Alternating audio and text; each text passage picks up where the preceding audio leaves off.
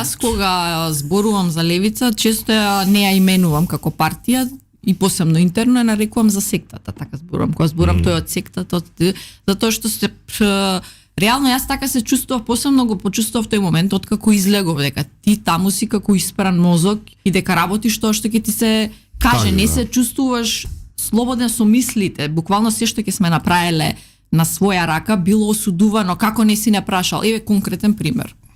После кандидатурата за кандидат за градоначалник завршија изборите и тогаш бев нели со Тимчо Муцунски контракандидат и човекот сосема коректно не повика сите што бевме заедно 5 души контракандидати или од секоја од не повика да заедно да седнеме на кафе, да не почасти коректно. Културен начин ете така. Да и после кафето завршиме како можеш да одиш на кафе, јас да ги дознавам овие информации од Facebook, не си ми известила.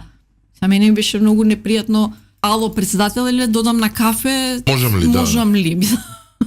Ја не знам дека така, мислам ја прв пат тогаш влегов во партија, не знам како функционира, можеби така и во другите партии функционира. Ја не сум во партија, ама тешко дека некој може да рече нема да идеш на каф. Ми беше многу необично, дури се почувствував глупо дека ја нешто навистина сум сгрешила, не знам, можеби стварно требаше, извинете, мислам јас утепав од извинување, извинете, немав таква намера, и стварно немав таква намера.